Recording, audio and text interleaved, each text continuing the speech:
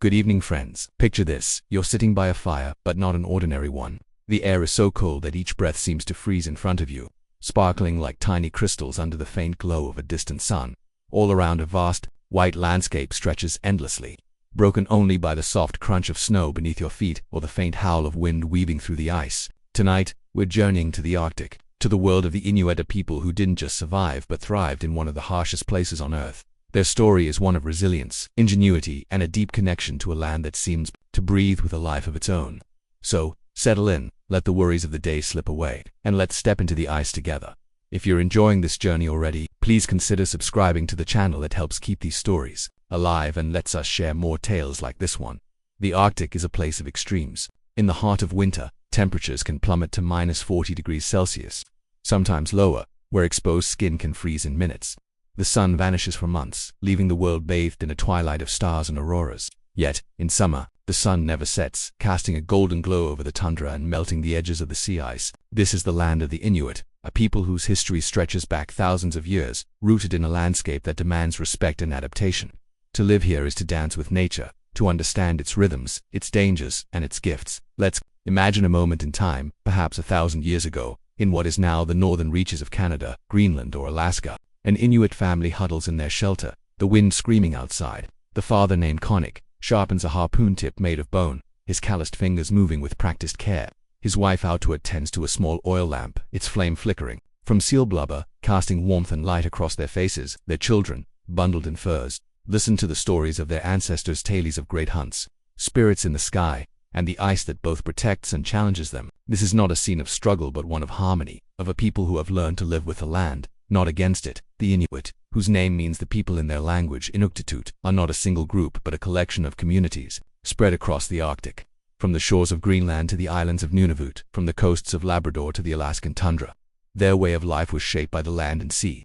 They were hunters, fishers, and gatherers, but above all, they were survivors. Their world was one where a single misstep, a broken tool, a failed hunt, or a misread storm could mean disaster. Yet they built a culture so resilient that it endures to this day, a testament to their ingenuity and spirit. Let's pause for a moment to feel the Arctic. Close your eyes, if you'd like, and imagine standing on a frozen plain. The air bites at your cheeks, sharp and clean, carrying the faint scent of salt from the distant sea. The snow beneath your boots is not soft but hard, packed by weeks of wind. In the distance, you hear the low groan of ice shifting, a sound like the earth itself whispering secrets. This is the world the Inuit called home, a place where survival was not just about strength but about understanding animals, the weather, the ice itself. The Inuit survival began with their ability to read the land. Take Konik, our hunter from earlier. Before setting out on a hunt, he would study the sky, noting the way clouds gathered on the horizon or how the wind carried the scent of distant caribou. A slight shift in the air could warn of a coming storm, and Konik knew to trust these signs. One winter he noticed the stars seemed sharper, the air heavier. Storm was brewing. He led his family to a sheltered cove, where they waited out the blizzard in a hastily built snow shelter. This wasn't luck. It was knowledge, passed down through generations, etched into the stories told by elders like Konik's father, who had seen countless winters. But the Arctic wasn't just a place of danger.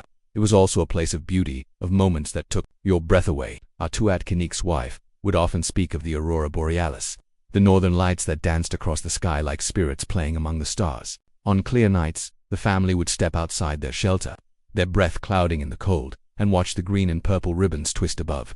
To the Inuit, these lights were more than a spectacle. They were ancestors, spirits, or signs from the world beyond, guiding and watching over them. Atuat would tell her children that the aurora was the sky's way of reminding them they were never alone. Even in the vastness of the Arctic, the Inuits' connection to their environment went beyond survival. It was a relationship. Every animal, every gust of wind, every crack in the ice held meaning. Seals, caribou, and whales weren't just food. They were partners in survival, respected and honored. When Konik harpooned a seal, he would offer a small prayer, thanking its spirit for giving its life so his family could live.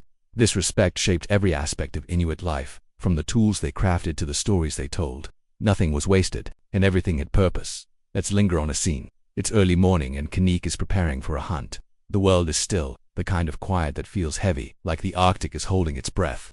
He checks his harpoon, its tip carved from the antler of a caribou killed last season.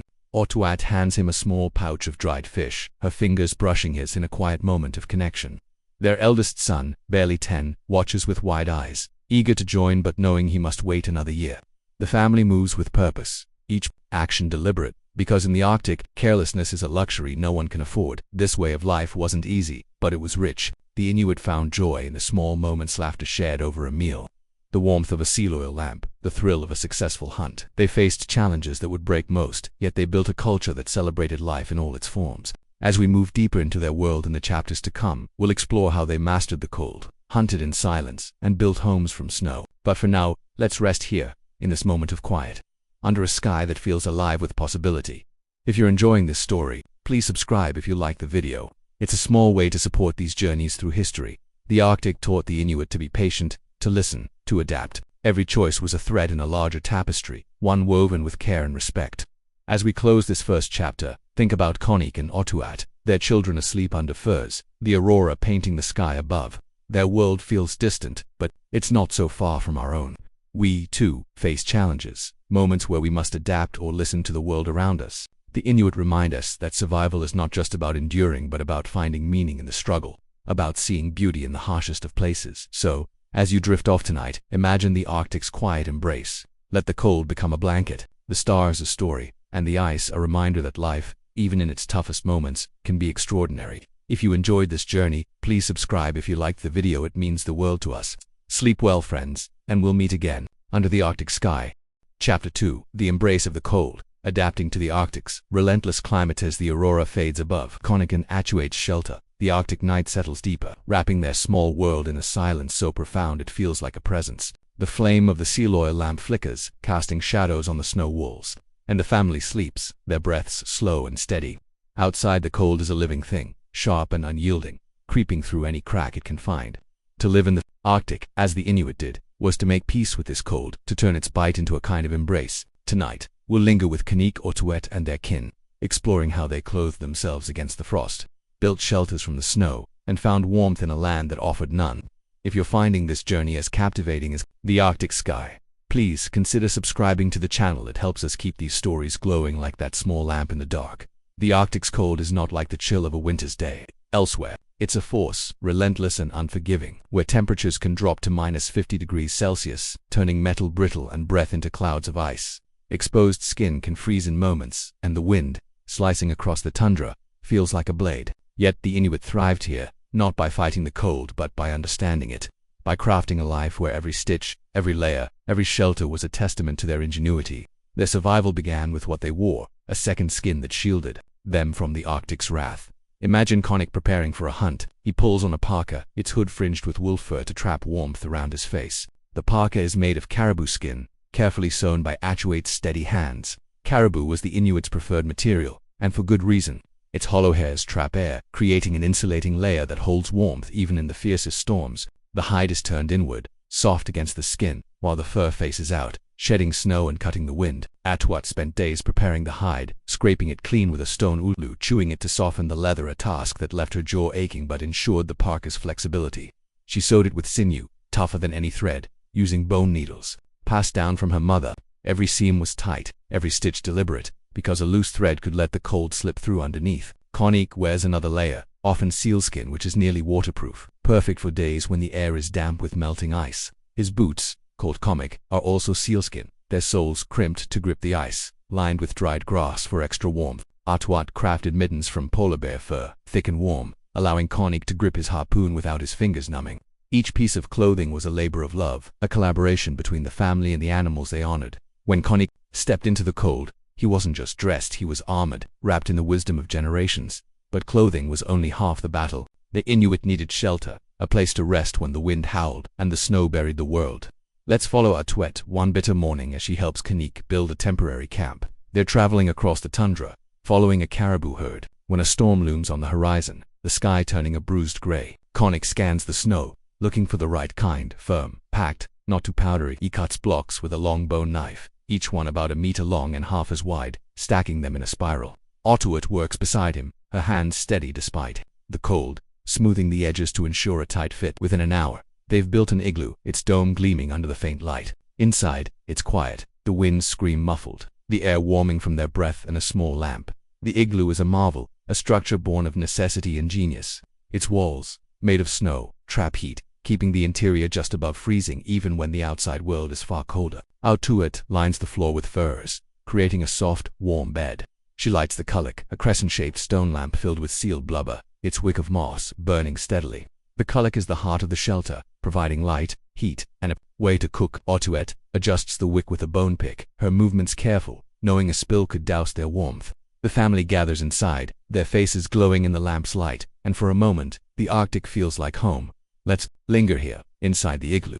The air smells faintly of burning oil and fur, a comforting mix that speaks of survival. The walls glisten as the heat softens their inner surface, forming a thin layer of ice that strengthens the structure. Outside, the storm rages, but in here, it's calm.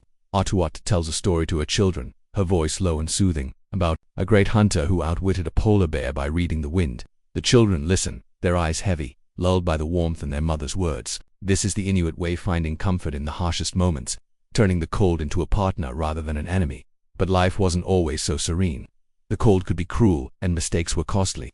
One winter, Kanik's cousin Seku ventured that alone, ignoring the heavy clouds gathering over the sea ice. His parka was old, it seems fraying, and he hadn't checked the wind. A blizzard caught him, blinding and fierce. He tried to build a shelter, but his hands shook, his fingers too numb to cut clean blocks. Hours later, when Kanik found him, Seku was huddled in a shallow snow cave, his face frostbitten, his spirit shaken. The family nursed him back to health, but the scars on his cheeks remained a reminder of the Arctic's unforgiving nature. Seku learned, as all Inuit did, that survival demanded respect for the cold's power. Yet the Inuit didn't just endure, they innovated. Take the concept of layering, which we take for granted today.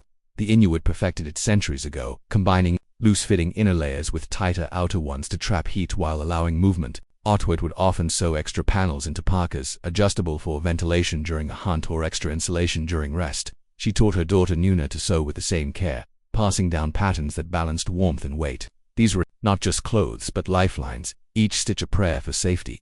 If you're enjoying this tale of Arctic survival, please subscribe if you like the video. It's a small gesture that keeps these stories coming. The cold shaped more than just clothing and shelter, it shaped the Inuit's rhythm of life. Winter was a time of waiting, of conserving energy, of storytelling and repairing tools.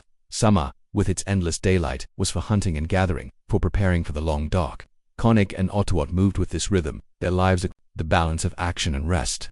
One summer they joined a larger group to hunt seals along the coast. The days were long, the sun never dipping below the horizon, and the work was grueling. But at night, they shared meals of raw seal liver, rich and warm, laughing as the children played under the golden light.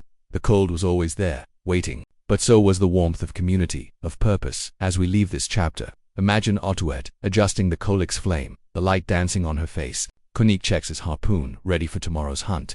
The igloo is a small island of warmth in a sea of ice, a testament to the Inuits' ability to embrace the cold. Their clothing, their shelters, their very way of life were crafted with care, with respect for a land that could be both cruel and beautiful. In the next chapter, we'll follow Kanik onto the ice, where silence becomes a hunter's greatest ally. For now, let the quiet of the igloo wrap around you, a reminder that even in the coldest moments, there's warmth to be found. If you enjoyed this chapter, please subscribe if you liked the video, it means so much to us. Rest well, friends, and we'll meet again on the Arctic's frozen trails. Chapter 3, Hunters of the Silence. The pursuit of prey. The igloo's warmth lingers as Kanik steps out into the Arctic dawn, the cold air sharp against his face. The storm has passed, leaving a world of glittering snow under a sky streaked with pale pink. Inside, Otuat tends to the kulak, its soft glow a beacon of home, while their children sleep soundly beneath furs. Kanik adjusts his caribou parka, the weight of his harpoon familiar in his gloved hands. Today, he sets out to hunt, not just for food, but for the survival of his family. A task that demands patience, skill, and an intimate dance with the silence of the Arctic. Tonight, we'll follow him across the ice, into a world where every sound carries meaning, and the hunt is as much about listening as it is about striking. If you're captivated by this journey, please consider subscribing to the channel. It keeps these stories alive. Like the flicker of Atuet's lamp in the dark, the Arctic is a land of quiet, but it's never truly silent. The ice groans underfoot. The wind whispers secrets, and far-off animals leave echoes of their passage. For the Inuit, hunting was not a conquest but a conversation with the land. Kanik moves slowly across the frozen tundra, his comic boots crunching softly, each step measured to avoid startling his prey. His eyes scan the horizon, searching for signs of shadow moving against the snow, a faint track in the frost, or the distant huff of a caribou's breath. To hunt here is to become part of the silence, to blend into the landscape until you're as much a part of it as the ice itself. Kanik's target today is a caribou, a vital source of food, clothing, and tools for his family. Caribou roam in herds across the tundra, their migrations guided by seasons and instinct. Finding them requires knowledge, the kind passed down from Kanik's father and his father before him. He recalls a lesson from his youth. "Watch the snow," his father said, pointing to faint indentations in the drifts. "It tells you where they've been, where they're going." Kanik kneels now, brushing a gloved hand over a set of tracks, their edges softened by last night's wind. The herd is close, perhaps a few kilometers away, moving toward a valley where lichen grows beneath the snow. The hunt begins with waiting. Kanik finds a low ridge, crouching behind a drift of snow to shield himself from the wind. He's still, his breath slow, blending into the Arctic's rhythm. The silence is his ally, amplifying every sound, the faint scrape of hooves, the rustle of fur against ice. Hours pass, but Kanik is patient, his body accustomed to the cold, his mind sharp. He thinks of Otwet sewing by the kulak and his children, who will eat well if this hunt succeeds. The thought steadies him, grounding him in purpose. Suddenly, a shape appears on the horizon, a lone caribou, separated from the herd, its antlers stark against the sky. Kanik's heart quickens, but his movements remain deliberate. He grips his harpoon, its bone tip honed to pierce hide and muscle. The caribou pauses, sniffing the air, its ears twitching. Kanik knows one wrong move, a snapped twig, a careless step could send it bolting. He creeps forward, using the terrain for cover, his body low, his steps silent. The Inuit learned to hunt this way, not with force but with finesse, reading the animal's movements like a story unfolding. Let's pause here, on the tundra, with Kanik poised like a shadow. The air is crisp, carrying the faint musk of the caribou. The snow glitters under the low sun, each crystal catching the light like a tiny star. This is the Arctic's beauty, stark and alive, a place where survival feels like a sacred act. Kanik's hunt is not just for meat but for the fur that will warm his children, the sinew that Otwet will sew into clothing, the bones that will become tools. Every part of the caribou is a gift, and Kanik honors it with his care. The caribou moves closer, unaware of Kanik's presence. He adjusts his grip, his muscles tense but controlled. The distance narrows 10 meters, then 5. With a fluid motion, he rises and throws the harpoon, its arc swift and true. The caribou stumbles, a clean strike, and Kanik approaches, his breath clouding in the cold. He kneels beside the animal, whispering words of thanks, a ritual as old as his people. The hunt is over, but the work is just beginning: skinning, butchering, carrying the meat back to the igloo. All before the cold claims what's left, but not every hunt went so smoothly. Kanik remembers a winter when the caribou didn't come.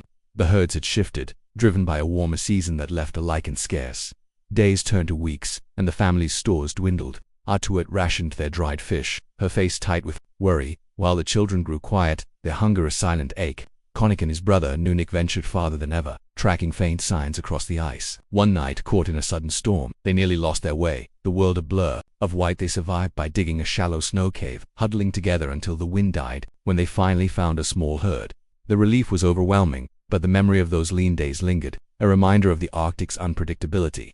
Hunting wasn't just about land, the sea was equally vital, and the Inuit were masters of its challenges. Seals, a staple of their diet, were hunted at breathing holes in the sea ice. Imagine Kanik at the edge of a frozen bay, his harpoon ready, his eyes fixed on a small patch of open water. He waits, sometimes for hours, his body still, despite the cold seeping through his boots. Seals rise to breathe, quick and cautious, and Kanik must strike at the perfect moment. One winter he missed a seal by a fraction, the harpoon glancing off the ice. The loss stung, but he returned the next day, learning from the mistake. His patience honed by necessity. If you're enjoying this tale of silent hunts and Arctic survival, please subscribe if you like the video. It helps us keep sharing these stories. The Inuits' hunting tools were as remarkable as their skills. Kanik's harpoon, for instance, was a masterpiece of design.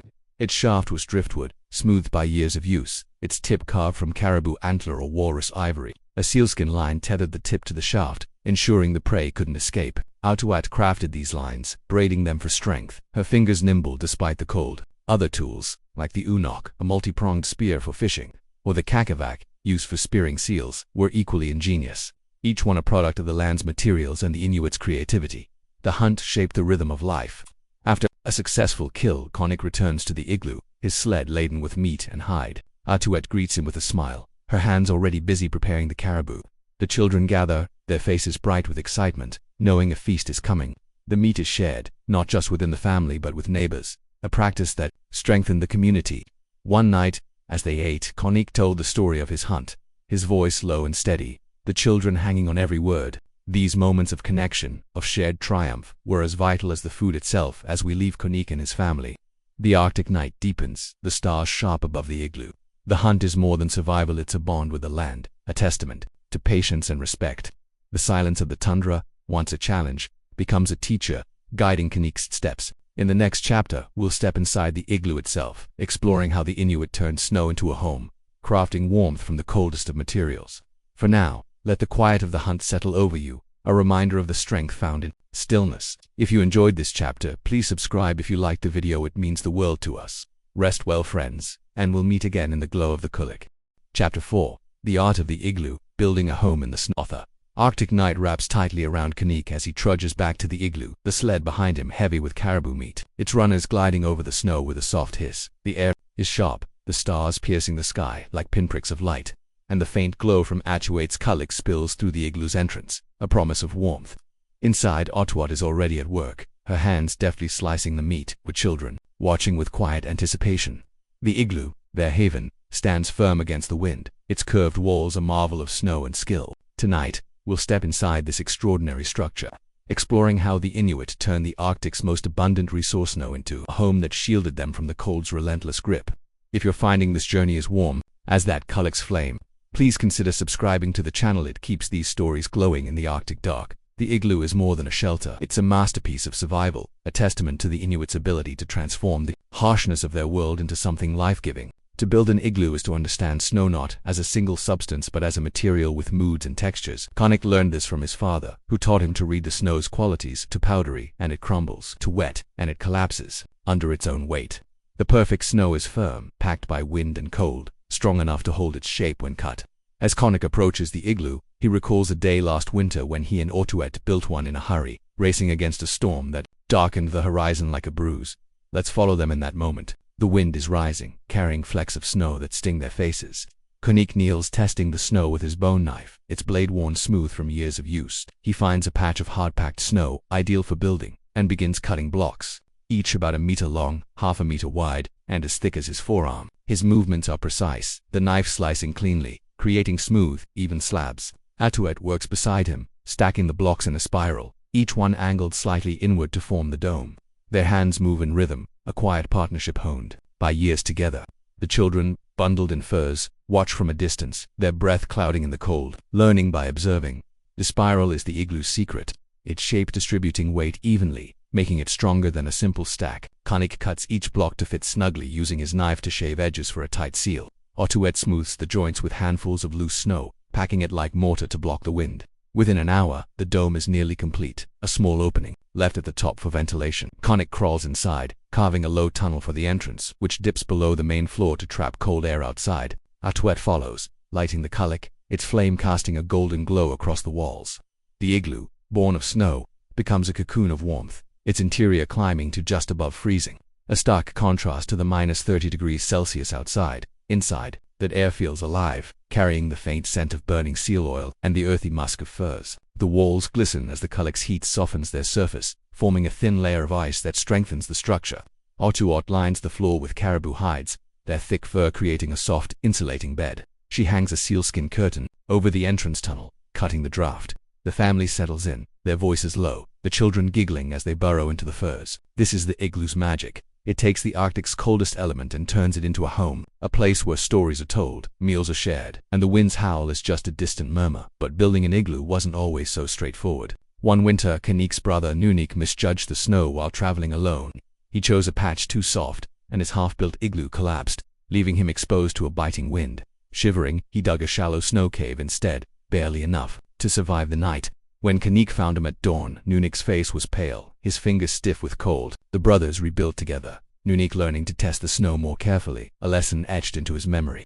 The Arctic forgave no errors, but it rewarded those who learned its ways. The igloo's design was a product of necessity and genius. Its dome shape shed snow, preventing collapse, while the low entrance trapped warm air inside. The ventilation hole at the top, carefully sized, let smoke and stale air escape without letting in too much cold. Some igloos were temporary, built for a single night's shelter, while others were larger, housing entire families for weeks. Atuate's mother once told her of a great igloo built for a community gathering.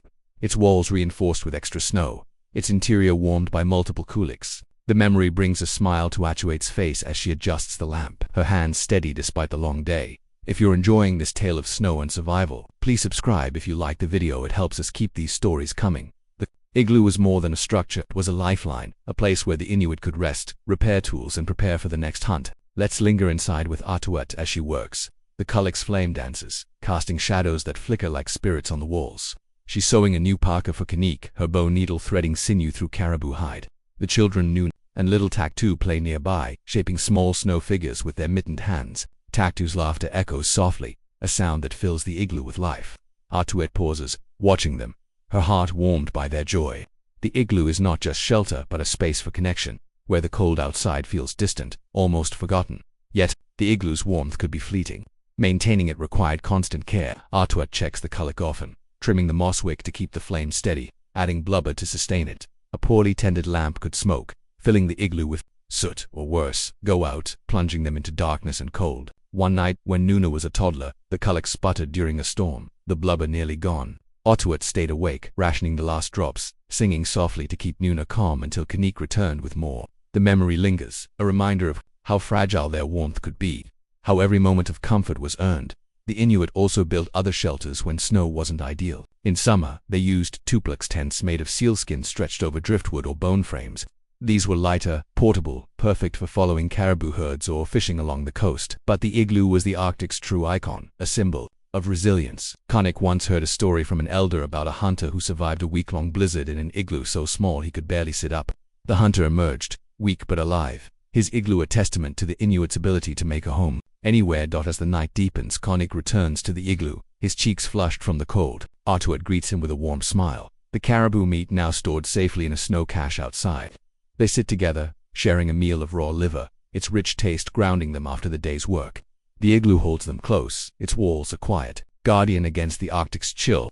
In these moments the cold feels less like an enemy and more like a partner, shaping a life of ingenuity and care. As we leave this chapter, imagine the Kulak's soft light, the furs warm beneath you, the faint creak of the igloo settling under its own weight. The Inuit's art of building with snow is a lesson in turning hardship into strength, in finding home in the unlikeliest places. In the next chapter we'll explore the flavors of the Arctic, the foods that sustained Kanik and Atuet from raw seal to dried fish, and the traditions that made every meal a story.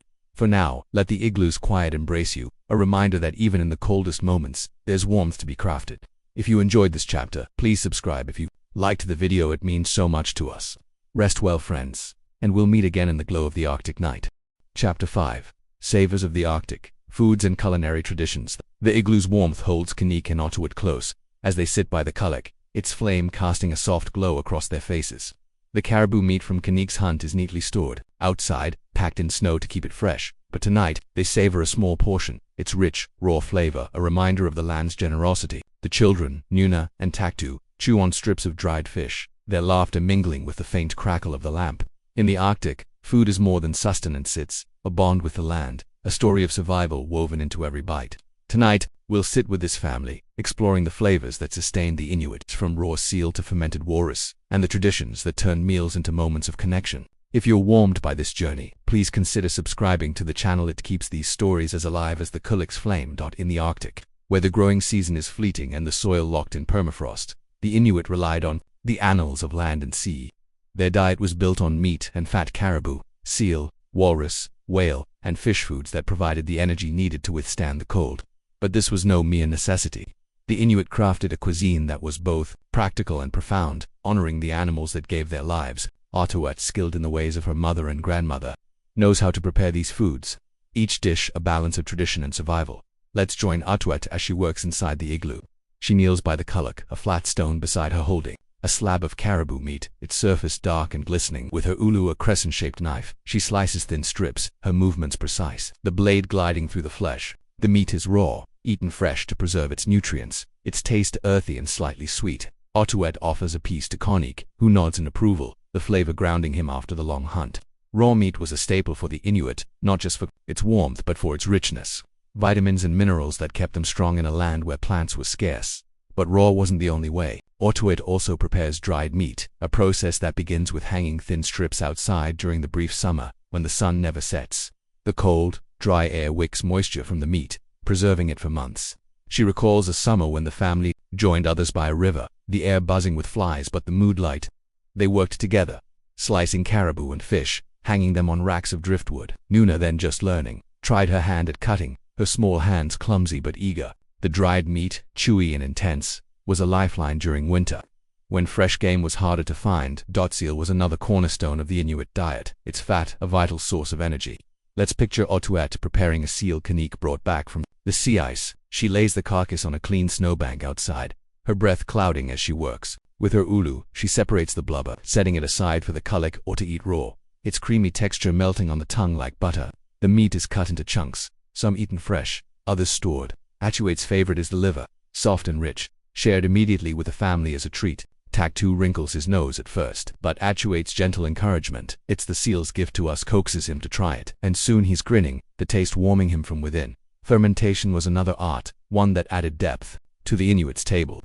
In warmer months, Otuat might bury walrus meat or fish in a shallow pit, lined with stones to keep out predators. Over weeks the meat fermented, developing a pungent, tangy flavor. One winter, when food was scarce, Otuat dug up a cache of fermented walrus, its smell sharp but its taste a burst of life. Konik, usually stoic, smiled as he ate, the memory of summer hunts flooding back. The children, hesitant at first, learned to love it, a reminder that even the strangest foods could sustain them.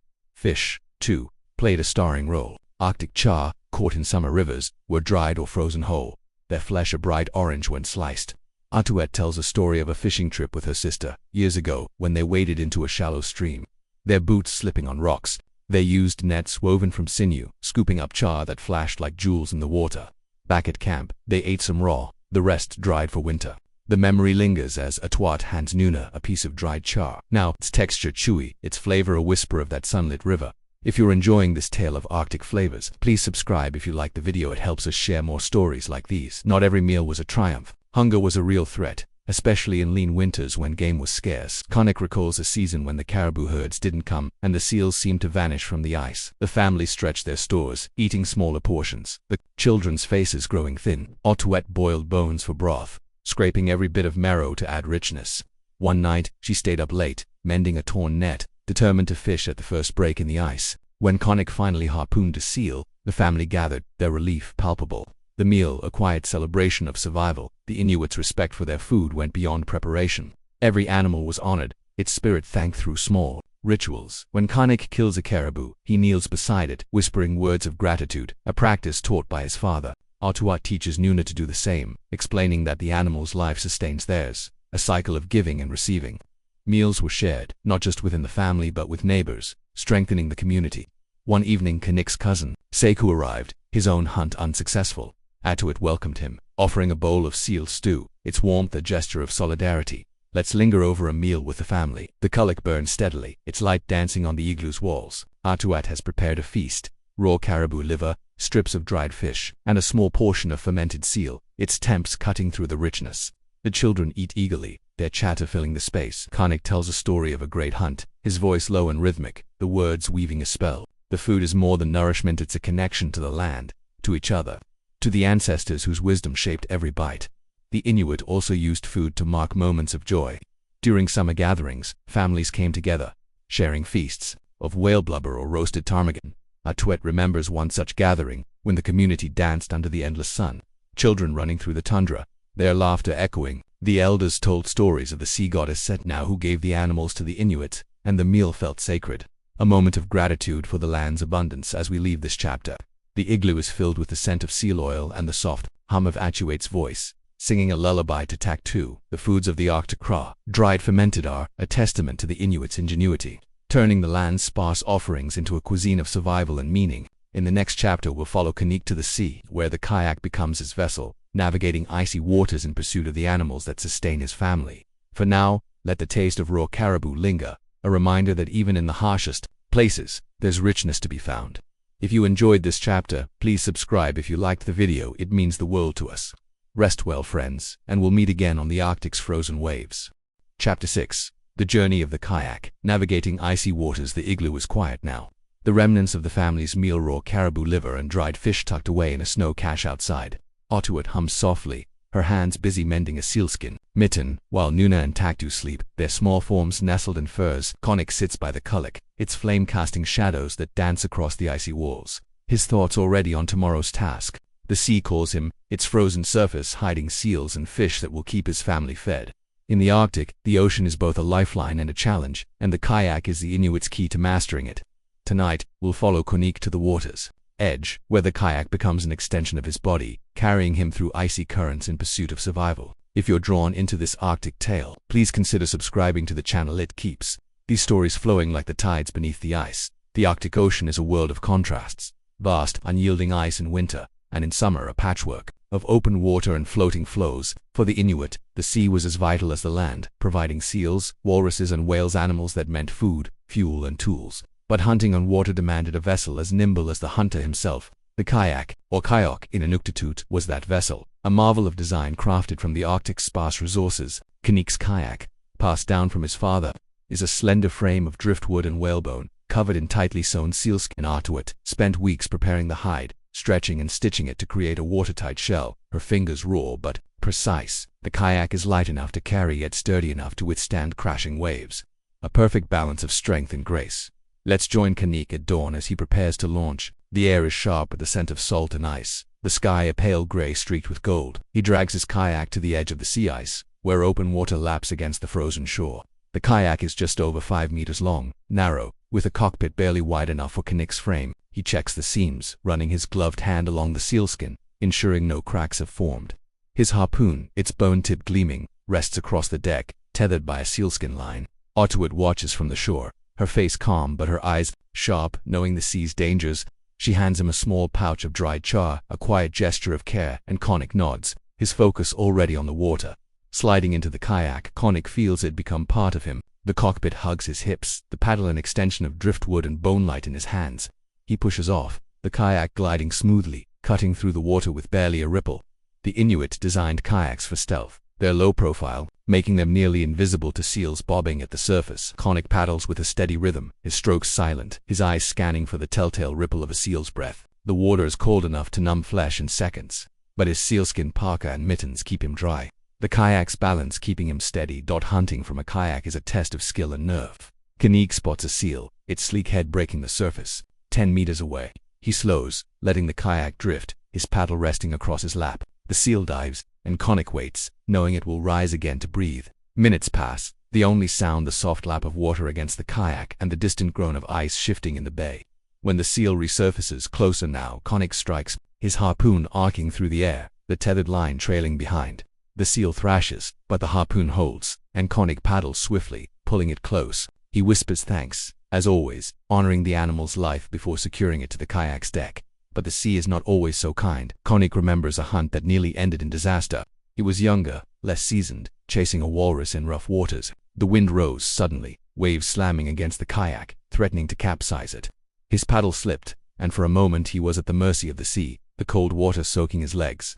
He righted himself, heart pounding, and made for shore. The walrus lost, but his life spared. Inuit, waiting anxiously, wrapped him in furs when he returned, her silence louder than any words. The lesson stuck. The sea demands respect, and arrogance is a hunter's downfall. If you're enjoying this journey across the Arctic waves, please subscribe if you like the video. It helps us keep these stories afloat. The kayak's design was a triumph of Inuit ingenuity. Its frame, often built from driftwood washed ashore or caribou antler when wood was scarce, was lashed together with sinew, flexible yet strong. The sealskin cover, treated with seal oil to repel water, was sewn with overlapping stitches to prevent leaks.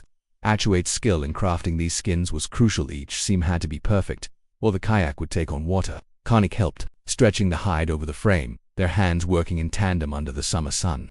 The kayak was more than a tool. It was a partner, its balance and strength, a reflection of the family's care. Kayaks were also used for more than hunting. In summer, Konik and Inuit would paddle together, exploring the coast, gathering seaweed or fishing for char in shallow bays. The children, too young to paddle alone, rowed with Inuit, their eyes wide at the sight of icebergs gleaming like mountains in the water. One such trip, they spotted a pod of beluga whales, their white forms ghostly beneath the surface. Nuna gasped, clutching Inuit's parka, while Tak-2 pointed, his voice a delighted squeal. These moments, filled with wonder, made the kayak a vessel of joy as much as survival. Yet danger was ever present. The Arctic waters could shift in an instant, a calm bay turning treacherous with a sudden wind. Konik's uncle, Aput, once vanished on a hunt, his kayak found days later, empty, drifting among the floes. The family mourned, their grief quiet, but deep, and Inuit wove a small charm of caribou hair, placing it in Konik's kayak for protection. The sea gave life, but it could take it just as easily, and every launch was a leap of faith. The kayak also shaped the Inuit stories. Elders spoke of legendary hunters who paddled through storms to save their kin, or of Sedna, the sea goddess, whose moods controlled the ocean's bounty. Artuet shares these tales with Nuna and Taktu, her voice soft as they sit by the kulak. She tells of a hunter who befriended a seal spirit, earning its trust to feed his village. The children listen, their eyes heavy, the kayak becoming a symbol of courage in their dreams. As we leave Konik on the water, the kayak bobs gently, the seal secured, the shore a faint line in the distance. Artuet waits, her silhouette framed against the ice, ready to help with the catch.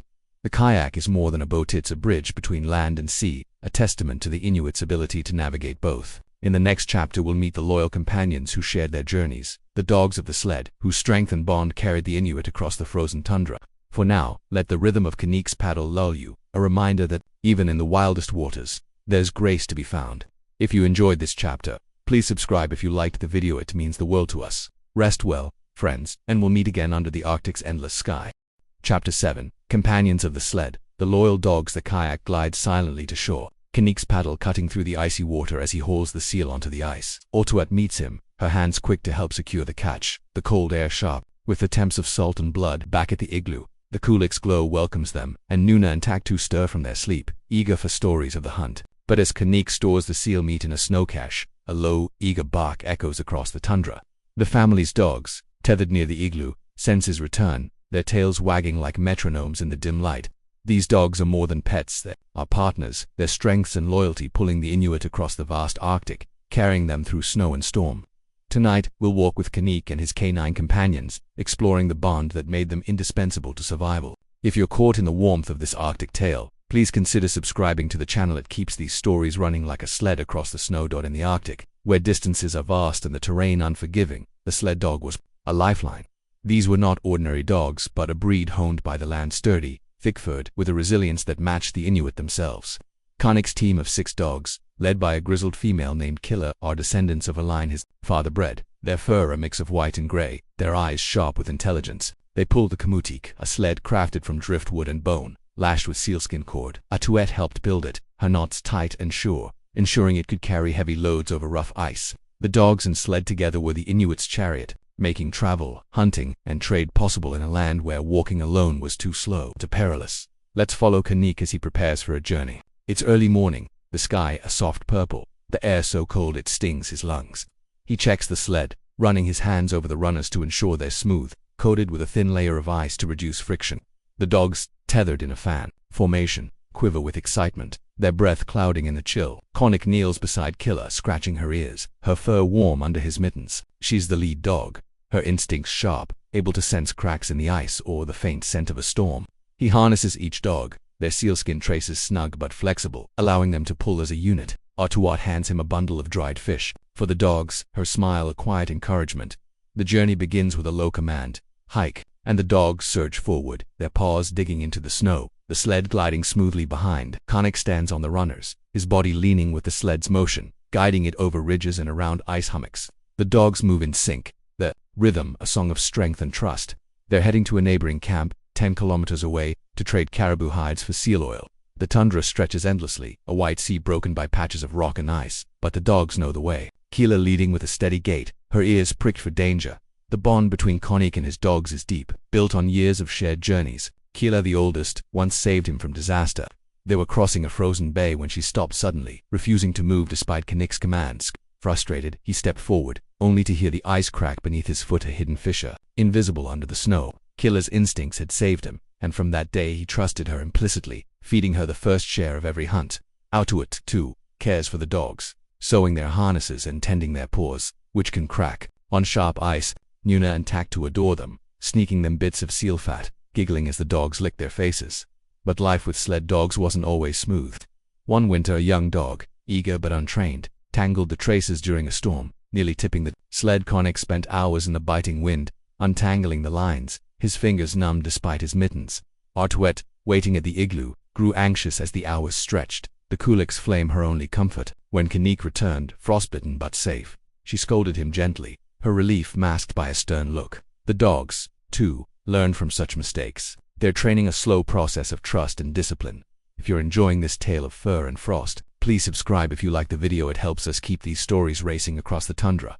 The dogs were more than workers, they were family. At night, they curled up near the igloo, their thick fur protecting them from the cold, their bodies forming a living windbreak. Atuat sometimes brought them inside during the worst storms, their warmth adding to the igloo's coziness. The children learned to respect them, watching Konik train new pups, teaching them commands like G4 right and H4 left. One summer, Nuna tried her hand at leading the team, her small voice calling out to Keela, who humored her with a slow trot, Konik laughing proudly from behind. The sled itself was a work of art, its design refined over generations. The runners, often made from whalebone or smoothed wood, were coated with a thin layer of mud or ice to glide effortlessly. Atuate's father taught her to lash the frame with sinew, allowing flexibility over uneven terrain. The kamuti could carry heavy loads, hundreds of kilograms of meat, hides, or tools that remain light enough for the dogs to pull. Konik once helped repair a neighbor's sled, sharing stories of his own journeys. The work a communal act that strengthened their ties. Not every journey was successful. Konik recalls a trip to a distant camp, the dogs struggling through deep snow, their strength waning. The wind howled, visibility dropped to nothing, and Konik had to stop, building a makeshift igloo to wait out the blizzard. The dogs curled around him, their warmth keeping him alive, their soft whines a comfort in the dark. When the storm cleared, they pressed on, reaching the camp with just enough energy to trade for oil and return. Atuat, hearing the tale, wove a new harness for Keela, her way of thanking the dog for bringing Konik home. The dogs also played a role in hunting.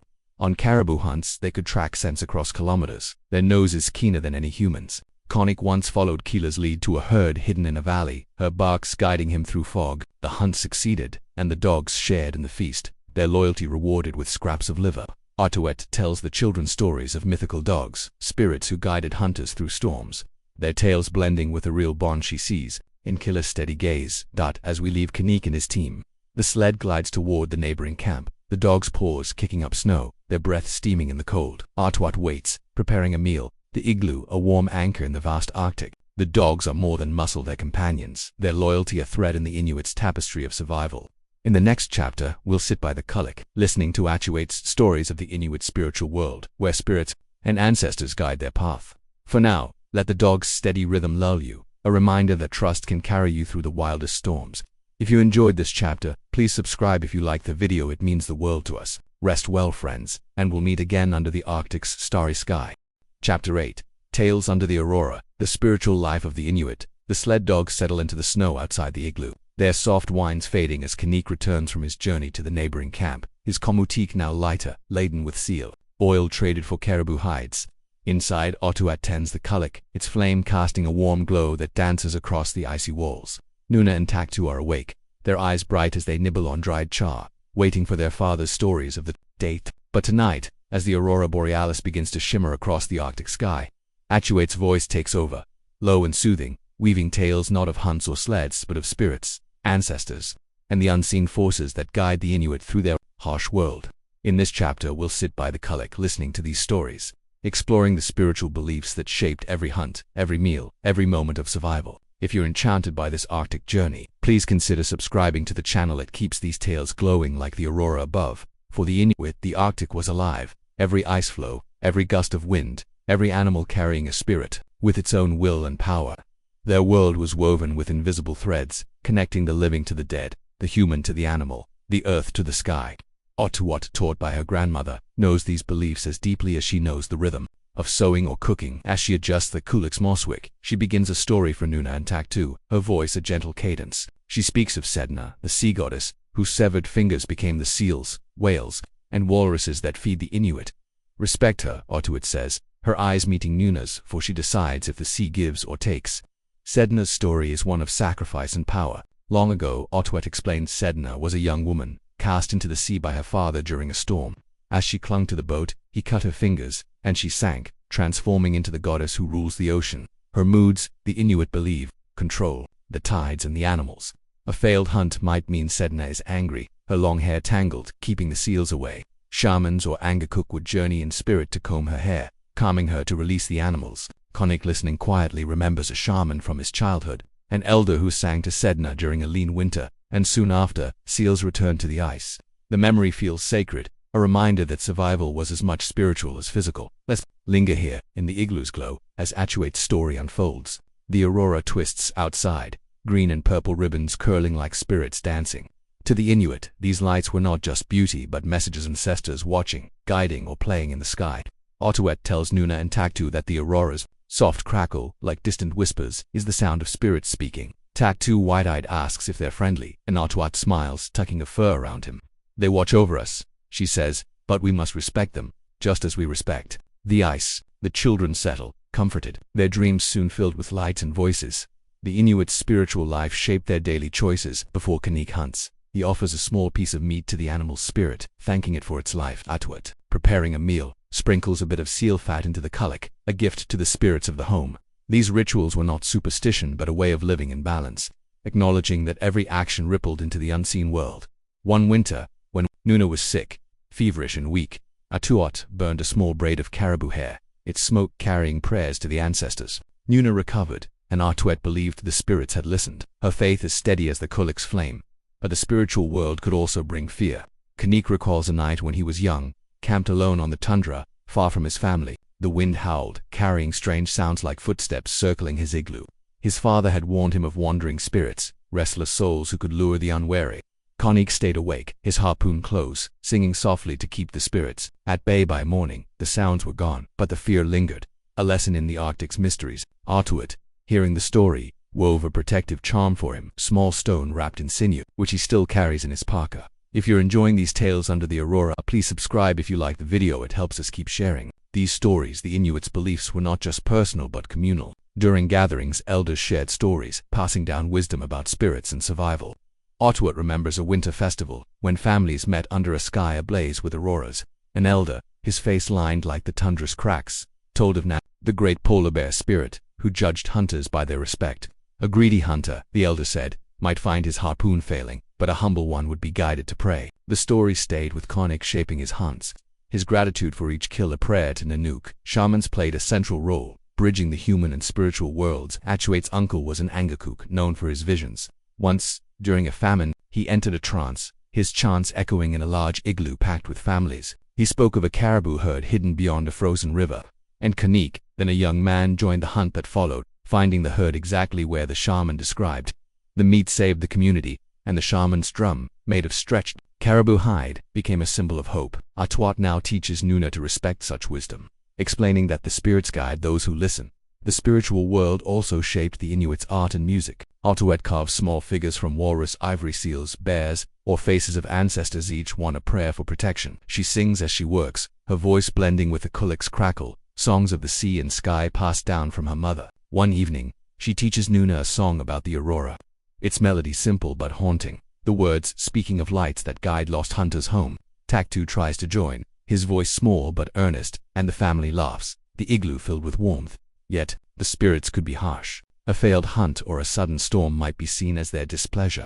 One spring, when the ice broke early, Kanik's cousin Seku lost his kayak to a rogue wave. The community gathered, offering songs and gifts to appease Sedna, fearing her anger had stirred the sea. Atuet helped prepare a small offering of seal fat, dropped into the water, and the next day Seku harpooned a seal. The community's faith renewed. These moments wove the Inuit together, their beliefs a thread that held them through the Arctic's trials. As we leave Atuet's stories, the aurora pulses outside, its light filtering through the igloo's ventilation hole. Kanik listens, his hand resting on Nuna's head, the tales grounding him as much as the hunt. The Inuit spiritual life was not separate from their survival but part of it, a way of seeing the world as alive, connected and sacred. In the next chapter we'll venture onto the ice with Kanik, facing the dangers of storms and hidden cracks, where courage and knowledge meet the Arctic's wrath. For now, let the aurora's glow wrap around you, a reminder that even in the darkest nights, there's guidance to be found. If you enjoyed this chapter, please subscribe. If you liked the video, it means the world to us. Rest well, friends, and we'll meet again in the Arctic's wild embrace. Chapter 9. The danger of the ice. Facing storms and cracks, the aurora's glow fades as the Arctic night deepens, its soft whispers giving way to the low moan of wind outside Kanik and Atuet's igloo. Inside, the kulak burned steadily, its flame a small defiance against the cold, while Atuet's stories of Sedna and the spirits linger in the air, lulling Nuna and Taktu into sleep. Kanik sits quietly, his hands tracing the edge of his harpoon, his mind already on the next hunt. The ice that awaits him a vast, shifting expanse that is both a highway and a hazard. Tonight, we'll follow Kanik onto this frozen world, where storms can blind and cracks can swallow, exploring how the Inuit face the Arctic's dangers with courage and hard-won wisdom. If you're wrapped in the warmth of this tale, please consider subscribing to the channel. It keeps these stories alive. Like the Kulik's steady flame, the Arctic ice is a living thing, always moving, groaning, and breaking under the weight of wind and tide. In winter it locks the sea in a thick, uneven sheet, strong enough to walk on but treacherous with hidden weaknesses. For the Inuit, the ice was a path to food, connecting camps and hunting grounds, but it demanded respect. One false step could plunge a hunter into freezing water, or a sudden storm could erase all landmarks, leaving even the most experienced lost in a white void. Konik knows this. His father's lessons etched deep. Read the ice like you read the sky, he'd say, pointing to cracks that whispered of danger or snowdrifts that hid thin patches. Let's walk with Konik as he ventures onto the sea ice. At dawn, the air biting his face through the wool fur fringe of his parka. The sky is clear, a pale blue, but clouds gather on the horizon, a warning he doesn't ignore.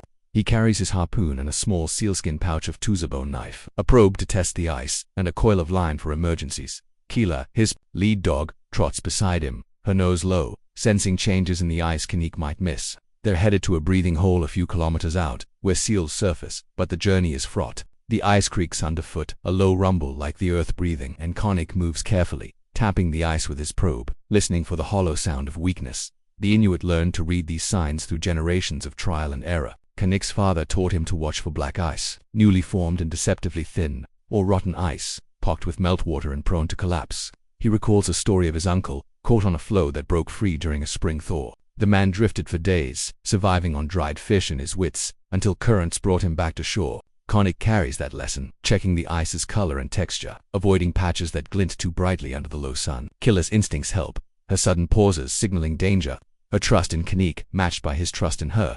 But storms were the ice's fiercest threat. Let's picture Konik halfway to the breathing hole when the wind rises, a sharp howl that kicks up snow, stinging his eyes. The clouds, once distant, now swallow the sky, turning the world white. This is a whiteout where the horizon vanishes, and every direction looks the same. Konik's heart quickens, but panic is a luxury he can't afford. He kneels, tying Kila close, and begins cutting snow blocks, his hands steady despite the cold seeping through his mittens. He builds a small shelter, not a full igloo but enough to block the wind, piling snow to anchor it. Inside, he and Kila huddle, the dog's warmth a lifeline as the storm rages. The world outside a blur of fury. Atu, at back of the igloo, knows the signs of a storm. She watches the sky from the entrance, her breath clouding, her hands tightening on the sealskin curtain.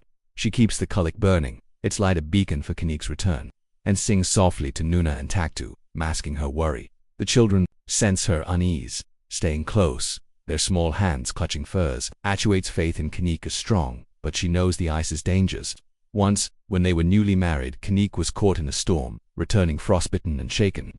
At nursed him, rubbing his hands with seal fat, her silence a steady strength. The memory drives her now to prepare a warm meal, ready for when he returns. If you're gripped by this tale of ice and survival, please subscribe if you like the video. It helps us keep these stories flowing. Not all encounters with the ice ended well. Konik's cousin Saiku once fell through a hidden crack while hunting alone. The water was a shock, colder than anything he'd felt, pulling him under. He clawed his way back, his parka heavy with water, and lay shivering on the ice until Konik found him. They built a fire with driftwood, a rare luxury, and Saiku survived, but his fingers bore scars, stiff and pale. The incident taught Konik to travel with others when possible, to carry a probe, and to trust the dogs. Kila once stopped short of a crack. Saiku missed, her low growl saving them both. The Inuits' knowledge of the ice was vast, honed by necessity. They learned to spot pressure ridges, where ice plates collided, creating jagged barriers that could trap a sled. Konik navigates these with care, guiding Kila around them, the sled's runners scraping softly. He knows, too, to avoid leads open water channels that appear suddenly, cutting off paths. Atuate's father taught her to read the ice's sounds. A sharp crack meant new breaks, a dull groan signaled shifting flows. She shares these lessons with Nuna, hoping she'll never need them, but knowing she must. The ice also shaped the Inuit stories. Atua tells the children of Tornasok the spirit of the polar bear, who roams the ice, testing hunters' courage. One night, as the storm subsides, Konik returns, his face flushed but unharmed, Kila at his side. He tells of a shadow he saw, in the whiteout, massive and fleeting, like a bear moving through the snow. Atuat listens, her eyes sharp, wondering if it was Tornasok or just the storm's trick. She adds a small offering to the Kulik, seal fat sizzling in thanks for Konik's safety. The ice's dangers were a constant teacher. Konik learned to carry extra line, to tie himself to the sled in case of a fall, to watch the skies every shift. Atuat, too, prepares for emergencies, keeping a cache of dried meat and oil near the igloo, ready for days when Konik can't hunt. The children learned by watching Nuna practicing with a small probe, Tak-2 mimicking Konnik's careful steps. These lessons were survival, woven into the fabric of their lives. As we leave Konnik, safe in the igloo, the storm's last gusts fade, the ice quiet once more. Otuet wraps him in a fur, her relief unspoken but clear, the Kulik's warmth a shared comfort. The ice is a formidable foe, but the Inuit met it with knowledge, courage, and respect, turning danger into a path forward. In the next chapter, we'll explore the tools and crafts that sustained them, from bone needles to sealskin boots, each a testament to their ingenuity. For now, let the ice's quiet strength settle over you, a reminder that even in the wildest storms, there's wisdom to guide you. If you enjoyed this chapter, please subscribe. If you liked the video, it means the world to us. Rest well, friends, and we'll meet again in the Arctic's crafted embrace. Chapter 10, Weaving Survival, Crafts and Tools of the Inuit. The igloo's warmth embraces Konnik as he settles beside Atuit, the storm's last echoes fading into the Arctic night. The Kulik's flame casts a soft glow, illuminating Nuna and Tak-2, who sleep soundly under caribou furs, their faces peaceful after tales of spirits and ice. Konnik's hands, still chilled from the hunt, rest on a bone knife, its edge worn from years of carving. Atuet, ever industrious, works nearby, her fingers threading sinew through a sealskin patch, mending a tear in Konnik's parka. In the Arctic, every tool, every stitch, every crafted item is a lifeline, born of the land's sparse gifts and the Inuit's boundless ingenuity. Tonight, we'll explore the artistry of their crafts: knives, needles, boots, and more. Each piece a story of survival woven with care. If you're captivated by this Arctic journey, please consider subscribing to the channel. It keeps these stories as strong as Atuet's sinew threads. In a land where trees are rare and metal rarer still, the Inuit crafted their world from bone, hide, and stone. Every tool was a collaboration with the animals they hunted, their materials a gift from caribou, seal, and walrus. Atuet's ulu, the crescent-shaped knife she uses daily, is a perfect example. Its blade, carved from a whalebone, is honed to a razor's edge, capable of slicing meat or scraping hides. The handle, wrapped in caribou sinew for grip, fits her hand like an extension of her body. She crafted it under her mother's watchful eye, learning to shape the bone with a stone grinder, a process that took days but yielded a tool that lasts years. Konnik, watching her work, admires the ulu's precision, knowing it's as vital to their survival as his harpoon. Let's linger with Atuat as she sews. The igloo is quiet, save for the Kulik's soft crackle and the faint scratch of her bone needle. She's repairing Konnik's comic boots, their sealskin soles worn from trekking across ice. The boots are a marvel, waterproof yet breathable, lined with dried grass for warmth. Atuat stitches with sinew, tougher than any plant-based thread, her needle piercing the hide with practiced ease. She chews the sealskin first, softening it to ensure flexibility, a task that leaves her jaw sore but makes the boot supple. Nuna watches her small hands, mimicking Atuet's motions, learning the craft that will one day sustain her own family. The Inuit's tools were designed for the Arctic's demands. Konnik's harpoon, for instance, is a masterpiece of function. Its shaft, made of driftwood smoothed by years of use, is light yet sturdy. The tip, carved from caribou antler, is detachable, tethered by a sealskin line to secure prey. Atuat crafted the line, braiding it for strength, her fingers working late into the night. The harpoon's design reflects centuries of refinement, its balance perfect for throwing, its parts reusable to minimize waste. Konnik once lost a tip in a failed hunt, the seal escaping with it, but he salvaged the shaft, carving a new tip. Under Atuet's guidance, the loss stung, but the craft endured, a lesson in resilience. Crafts extended beyond tools to clothing, each piece a shield against the cold. Atuet's parkas, made of caribou hide, are double-layered, the inner fur trapping warmth, the outer shedding snow. She sews them with overlapping stitches, ensuring no wind slips through. One winter, when Tak-2 outgrew his parka, Atuat worked tirelessly, cutting and sewing by the Kulik's light, her hands cramped but determined. The new parka, fringed with wolf fur, kept Tak-2 warm through a bitter storm, his smile a quiet thanks. Konnik, too, relies on Atuet's skill, his mittens and hoods tailored to fit perfectly, their warmth a testament to her care. But crafting wasn't without challenges. Materials were scarce, and mistakes costly. Atuat recalls a time when she misjudged a sealskin, cutting it too thin for a kayak cover. The hide tore during a hunt, soaking Konnik and nearly capsizing him. They repaired it together, Atuet's cheeks flushed with guilt, but Konnik's gentle words eased her shame. They salvaged the skin, using it for patches, a reminder that even failures could be woven into survival. The Arctic taught the Inuit to waste nothing, to turn every scrap into something useful: bones into needles, sinew into thread, hides into bags or ropes. If you're enjoying this tale of crafted survival, please subscribe. If you like the video, it helps us keep these stories stitched together. The Inuit's craftsmanship was a communal effort, Families shared tools, passing them down like heirlooms. Atuate's ulu once belonged to her grandmother, its blade sharpened countless times, its handle worn smooth by generations. Kanik's father taught him to carve harpoon tips, a skill he now shares with Nuna, guiding her small hands as she shapes bone with a stone file. During summer gatherings, women like Otuat traded techniques, comparing stitches or sharing new ways to soften hides. One such gathering, Otuat learned to weave a net from sinew, its mesh fine enough to catch small fish, a skill that fed them through a lean spring. Tools also carried spiritual weight. Otuat carves small ivory figures, seals, bears, or faces of ancestors, each a prayer for protection. She works slowly, her knife scraping the walrus tusk, the kulik's light guiding her. One figure, a tiny seal, she gave to Konik for his kayak, believing it would appease Sedna, the sea goddess. Konik, skeptical but respectful, keeps it tucked in his pouch, its smooth surface a comfort during long hunts. These crafts were more than practical. They were a dialogue with the spirits, a way to honor the animals and ancestors who sustained them. The Inuits' ingenuity shone in their adaptability.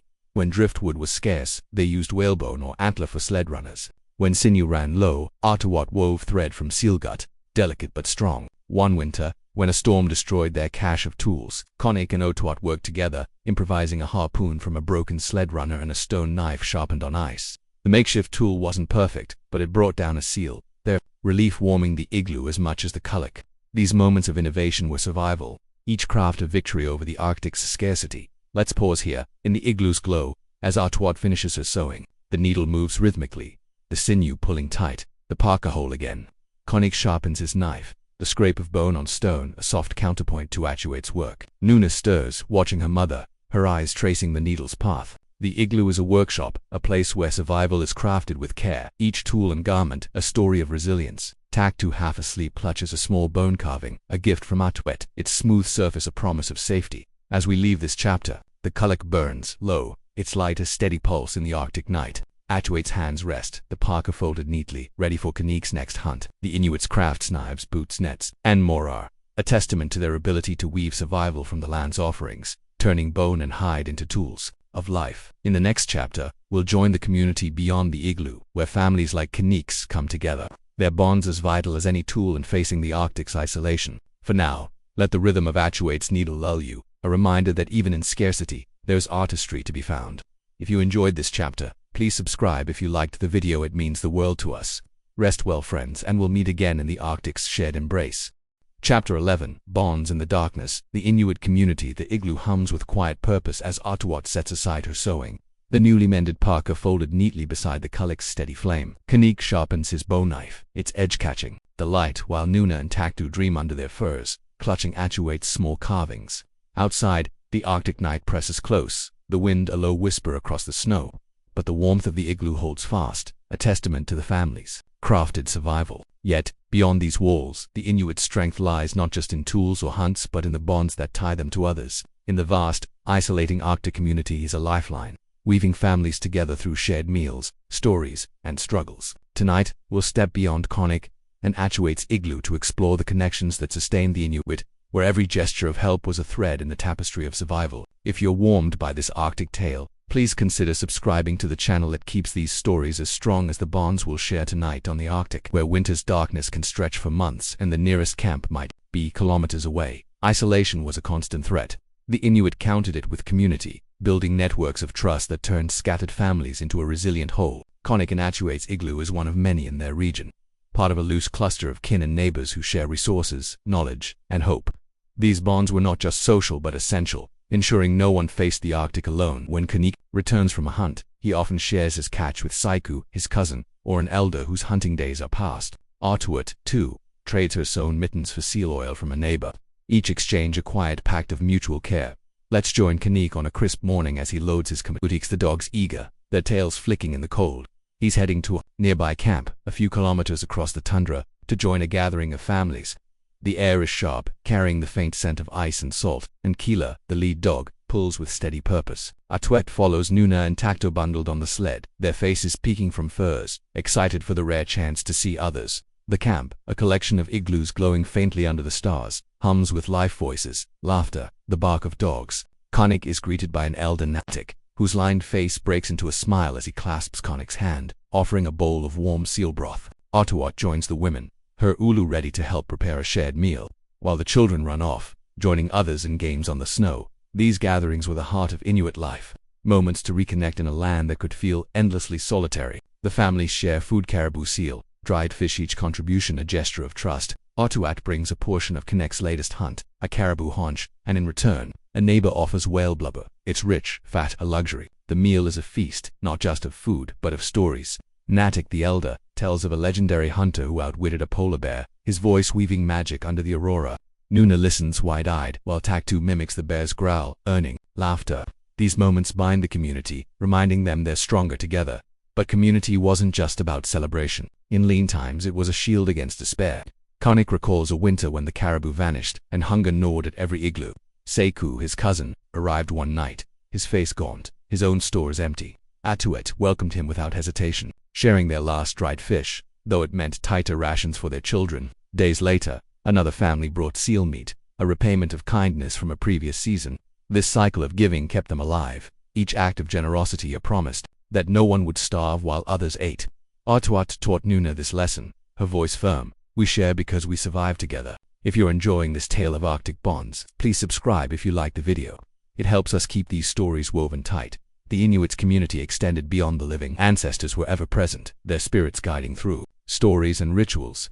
At the gathering, Otuat carves a small ivory figure, a gift for Natik, who places it near his kulak, believing it carries his mother's protection. Konik, too, feels the ancestors' presence, especially when he hunts, their wisdom in every track he reads.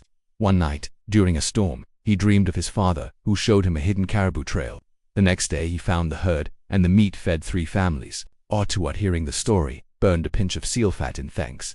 The smoke curling toward the spirit's challengers tested these bonds. Once, a dispute arose over a shared hunt, when Seiku claimed a larger portion of a walrus than agreed. Tensions flared, voices sharp in the cold air, but Natik mediated, his calm words reminding them of their shared survival. The meat was divided fairly, and Seiku, chastened, offered his best harpoon tip as amends. Atuat, witnessing this, saw the community's strengths not in avoiding conflict but in resolving it, in choosing unity over division. She shares this with Nuna, teaching her that forgiveness is as vital as food. Women like Atuat were the community's backbone, their crafts and care knitting families together. At the camp, Atuat joins other women, their ulus flashing as they prepare seal meat, their laughter a counterpoint to the wind. They trade techniques: how to soften hides, how to braid stronger nets, and share stories of their children, their voices weaving a network of support. Atuet learns a new stitch from a young mother, her fingers quick to adapt, and in return, she teaches how to dry fish for longer storage. These exchanges, small but vital, ensure the community's knowledge grows, passed from hand to hand. Men to strengthen the community through shared labor. Kanik and Seiku once helped rebuild a neighbor's igloo after a storm collapsed, their hands cutting snow blocks in unison. The work was grueling, the cold biting, but the laughter they shared warmed them. When the igloo stood again, the neighbor offered a sealskin line, a gift that later saved Kanik's harpoon during a hunt. These acts of help were unspoken contracts, binding the Inuit in a web of mutual reliance. Children learned community early. Nuna and Taktu play with others at the gathering, racing across the snow, their shouts echoing. Atuat watches, proud, knowing these games teach cooperation. Once Nuna fell, scraping her knee, and another child, barely older, helped her up, sharing a piece of dried char. Atuat smiled, seeing the seeds of community in that small gesture. Later, she tells Nuna, "We care for each other, always," her words planting a lesson that will grow with her daughter. The community also faced external threats. A harsh winter once cut off contact between camps, the ice too treacherous for travel. Kanik and Atuat's stores dwindled, and fear crept in. But when the ice stabilized, Seiku arrived with a sled of meat, his own camp having fared better. Otuet wept, her relief raw, and the family shared a feast, their gratitude a silent vow to repay the kindness. The community's strength lay in this reciprocity, a chain unbroken by distance or hardship. As we leave the gathering, the igloos glow under the stars, the air filled with voices and the scent of seal broth. Kanik and Otuet prepare to return home, their sled lighter but their hearts full, the dogs eager to run. The Inuit's community was their greatest tool, a network of care that turned isolation into connection. In the next chapter, we'll explore how these traditions evolved as the modern world reached the Arctic, challenging and reshaping the Inuit's way of life. For now, let the warmth of shared laughter wrap around you, a reminder that even in the darkest nights, bonds hold strong. If you enjoyed this chapter, please subscribe. If you liked the video, it means the world to us. Rest well, friends, and we'll meet again in the Arctic's changing tides. Chapter 12. The change of the Arctic traditions in a modern world. The sled glides smoothly back to Kanik and Atuet's igloo. The dogs pause, kicking up powdery snow as the glow of the communal gathering fades behind them. Inside the coop, flame flickers welcoming the family home, where Nuna and Taktu tumble into furs. Their laughter still echoing from the stories and games shared with neighbors. Atuet unpacks a small bundle of seal oil traded at the camp, her hand steady, while Konik checks his harpoon, his mind lingering on the warmth of community. But the Arctic is changing, its timeless rhythms touched by a world beyond the eye's new tools, new ways, new challenges. Tonight we'll explore how the Inuits' traditions, like those of Kanik and Atuet, evolved as modernity reached their frozen shores, weaving past and present into a new tapestry of survival. If you're captivated by this Arctic journey, please consider subscribing to the channel. It keeps these stories alive, like the Kulik's enduring flame. The Arctic has always been a place of adaptation, where the Inuit met the land's challenges with ingenuity. But as the modern world crept northward, bringing traders, missionaries, and technologies, their way of life began to shift. Konik, now older, notices changes in his lifetime. Where once his harpoon was carved from bone, he now trades for metal, tips, sharper and stronger, brought by ships from distant lands. Atuet, too, sees differences. Cloth from traders supplements her caribou hides, its bright colors a novelty Nuna loves. These changes are not just material but cultural, reshaping the rhythms of hunts, crafts, and community. Yet the Inuits' resilience holds, their traditions bending but not breaking.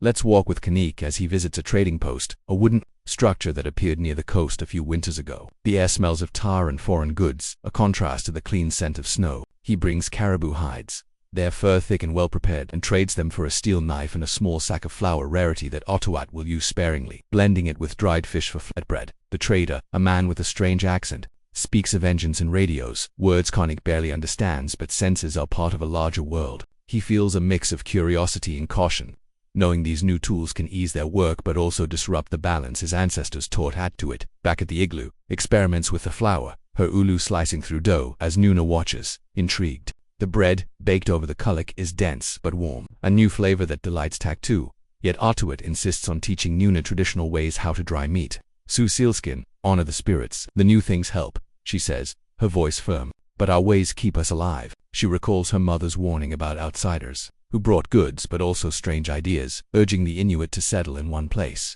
to abandon the migrations that followed caribou and seals. Atuet resists, knowing their survival depends on moving with the land. The modern world brought both gifts and challenges. Metal tools, like Kanik's new knife, cut more cleanly than bone, but they rust in the damp Arctic air, requiring care his old tools didn't. Rifles, traded for furs, make hunting easier, but Kanik finds them loud, startling prey in ways his silent harpoon never did. One spring, he tried a rifle on a caribou hunt, its crack echoing across the tundra. The kill was swift, but the herd scattered, harder to track later. Konik returned to his harpoon, its familiarity a comfort, its silence a nod to tradition. Atuet, hearing the story, nodded approvingly, her hands busy with sinew, weaving the old ways into their changing life. If you're enjoying this tale of a changing Arctic, please subscribe if you like the video. It helps us keep these stories flowing like the tides. Community gatherings, once held under the aurora, now include new faces, teachers, missionaries who bring books and strange clothes. At one gathering, Natik, the elder, listens to a missionary speak of a single god, his words clashing with tales of Sedna and Tornasik. Natik, wise and patient, nods politely but later tells Konik, our spirits live in the ice, not in books. The community adapts, some children learning to read, their fingers tracing letters instead of carving bone. Nuna, curious, tries her hand at writing, her letters shaky but proud, while Atuet ensures she still learns to sew, balancing old and new. The land itself is changing too. Konik notices the ice thinning earlier each spring, the caribou path shifting, the seals harder to find. He hears whispers of warmer winds, of ice that breaks unpredictably. A change the elders attribute to angered spirits or the outsiders' machines. Atuet, practical yet spiritual, burns a small offering of seal fat, praying for balance, while teaching Nuna to read the ice's new moods. One summer, a sudden thaw traps Kanik's sled, the dog struggling through slush. He returns shaken, and Atuet, her eyes sharp with worry, reinforces his boots with extra sealskin, adapting their crafts to the changing seasons. Modernity also brought new dangers. Traders introduced alcohol, its effects strange and disruptive. Seku, Kanik's cousin, once drank too much at a trading post, his words slurred, his steps unsteady. Konik brought him home, the dogs pulling faithfully, and Atuet cared for him, her silence stern but kind. The community rallied, Natik speaking of unity, urging moderation. Seku, humbled, returned to hunting, his bond with the community stronger. For it, these moments tested the Inuit, but their resilience rooted in shared meals, stories, and care held them together. Children like Nuna and Taktu straddle two worlds. At the trading post, they see colorful cloth and hear tales of distant cities, sparking dreams of places beyond the ice. Yet Otuat grounds them in tradition, teaching Nuna to carve ivory, Taktu to harness dogs. One evening, Nuna shows Otuat a drawing she made on paper, a seal under the aurora. Otuat smiles, seeing her daughter weave old stories into new forms. Konik too teaches Taktu to read tracks, ensuring the boy knows the land's language, even as radios crackle with foreign voices. The Inuits' spiritual life adapts to Otuat still honors Sedna, offering fat to the sea, but she listens when Nuna speaks of the missionary stories, curious but cautious. Kanik, pragmatic, sees value in both prayers. Two spirits guide his hunts, but a steel knife makes them easier. At a gathering, Natik leads a song, blending old chants with new rhythms, the community's voices rising under the stars. The aurora dance is a reminder that some things remain unchanged, tying past to present. That as we leave Kanik and Otuat, the igloo is warm, the Kalik's light steady. Nuna practices her stitches, Taktu sleeps with a carved seal in hand, and Konik sharpens his new knife, its edge a bridge between worlds. The Inuits' traditions evolve, bending to meet the modern while holding fast to their roots, their resilience a quiet strength. In the next chapter, we'll reflect on their journey, drawing lessons from the ice that resonate today. For now, let the blend of old and new lull you, a reminder that change, like the Arctic, can be faced with courage. If you enjoyed this chapter, please subscribe if you liked the video. It means the world to us. Rest well, friends, and we'll meet again under the Arctic's timeless sky. Chapter 13. Farewell under the stars. Lessons from the ice. The igloo glows softly as Konik and Otuat sit by the Kalik, its flame a steady pulse in the Arctic night. Nuna's small hands work a needle through sealskin, her stitches uneven but determined, while Taktu sleeps, clutching his carved seal, the faint rhythm of his breath blending with the wind's low hum outside. The changes of the modern world, metal knives, traded cloth, shifting ice linger in their thoughts, but so does the strength of their traditions, woven through hunts, crafts, and community. Tonight, we'll linger with his family one last time, reflecting on the Inuits' journey through the ice, drawing lessons from their resilience that echo in our own lives. As we close this tale, let's sit under the Arctic stars, where the past and present meet in a quiet, enduring dance. If you've been warmed by this journey, please consider subscribing to the channel. It keeps these stories shining like the aurora above. The Inuits' life in the Arctic was a masterclass in survival, not just of the body but of the spirit. Konik's hunts, Atuat's crafts, and the community's bonds were more than responses to cold and scarcity. They were a philosophy, a way of living in harmony with a land that demanded everything. As Kanik sharpens his new steel knife, its edge a gift from traders, he thinks of his father, who carved bone with equal care. The tools have changed, but the respect for the land remains, a thread that ties him to his ancestors. Otuat, watching Nuna sew, sees her own mother's hands and her daughter's, a legacy of skill and patience that no modern cloth can replace. Let's pause here. In the igloo's embrace, the Kulik's light casting shadows that flicker like memories. The Arctic taught the Inuit to listen to the ice's groans, the wind's warnings, the dog's instincts. Konik learned this on a hunt years ago, when Killer, his lead dog, stopped short of a hidden crack, saving him from a plunge into icy water. That moment, like so many, was a lesson in humility, a reminder that survival meant partnership with the land, not mastery over it. Otuat too listens her offerings to Sedna, a way of honoring the sea's power, her songs a bridge to the spirits. These acts, small but profound, kept the Inuit grounded. There lives a balance of action and reverence. The Inuits' resilience shines in their ability to adapt. When the caribou vanished or the ice broke early, they didn't despair but in igloos from softer snow, weaving nets from seal gut, sharing meat with neighbors. Otuat recalls a winter when their stores ran low, and Saiku's gift of seal meat saved them. She repaid it by sewing him a new parka, her stitches tight, her gratitude silent but deep. This reciprocity, this refusal to let one family suffer alone, was the Inuit's strength, a lesson that resonates today. In our own lives, we face uncertainties, changing climates, shifting economies, fractured communities, but the Inuit show us that connection, not isolation, is the path forward. Their ingenuity was another gift. The kamutik, pulled by Kila's timage, was crafted from the land's sparse offerings. Bone and hide turned into tools of life. Atuat's mother taught her to chew sealskin for boots, a grueling task that ensured Kanik's feet stayed warm. On hunts, when modernity brought metal, Otuat adapted, using steel needles but keeping her mother's patterns. Nuna, learning to sew, blends old and new, her stitches a bridge between generations. This ability to evolve while honoring tradition is a lesson. For us, too, change is inevitable, but we can carry our roots forward, weaving them into new ways of being. The Inuit spiritual life gave meaning to their struggles. Atuate's stories of Sedna and the Aurora weren't just tales but guides, shaping how they hunted, ate, and lived.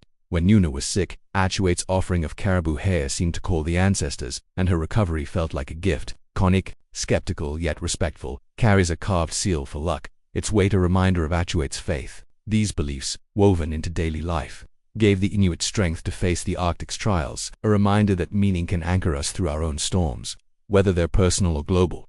If you're moved by these lessons from the ice, please subscribe if you like the video. It helps us keep these stories alive. The Inuit's community was their greatest triumph. When Kanik returned from a storm, frostbitten but safe, Atuate's care and Saiku's shared meat sustained him. At gatherings, Nadic stories wove families together, their laughter a shield against the dark. Nuna and Taktu, playing with other children, learned early that survival was collective, their small acts of kindness sharing dry chart, helping a friend, echoing the community's strength. Today, as we navigate our own challenges, the Inuit remind us to reach out, to share, to build bonds that endure. The modern world tested these traditions, but the Inuit adapted with grace. Kanik's rifle, though loud, brought meat when the herds were far. Atuate's traded cloth brightened Nuna's parka, but her stitches held the old ways tight. The ice may thin, the seasons may shift, but the Inuit's resilience, rooted in respect for the land, trust in each other, and faith in the unseen, carries on. Nuna, now learning to read, will one day teach her own children to hunt and sew, just as Atuate does. Taktu, dreaming of dogs and kayaks, will carry Kanik's lessons into a new Arctic. Let's linger one last time with the family. The kulak burns low, its light soft on Atuate's face as she sings a lullaby, her voice a thread connecting past and future. Kanik, his knife sharp, looks at his children, pride in his eyes. Outside, the stars blaze, the aurora a faint shimmer, as if the ancestors watch. The Inuit story is one of endurance, of finding beauty in hardship, of crafting life from ice and bone. Their lessons: listen, adapt, connect, honor, speak to us across time, urging us to face our own challenges with the same courage. As we leave Kanik and Atuate, the igloo fades into the Arctic night, its warmth a memory that lingers. The life was a dance with the land, each step deliberate, each moment a choice to thrive. Their story reminds us that survival is not just about enduring but about living fully, with respect and care, whether we face cold winters or uncertain futures. Their wisdom guides us. Listen to the world around you, hold your community close, and weave your own traditions into the changes ahead. Thank you for joining this journey through the Arctic, friends. If you've enjoyed these tales of ice and resilience, please subscribe. If you liked the video, it means the world to us. As you drift off tonight, imagine the stars above Kanik's igloo, the kulak's glow, the dog's soft breaths, and the snow. Let the Inuit's lessons settle over you, a reminder that even in the harshest places there's warmth, strength, and beauty to be found. Rest well, and may your dreams carry you to the Arctic's endless sky.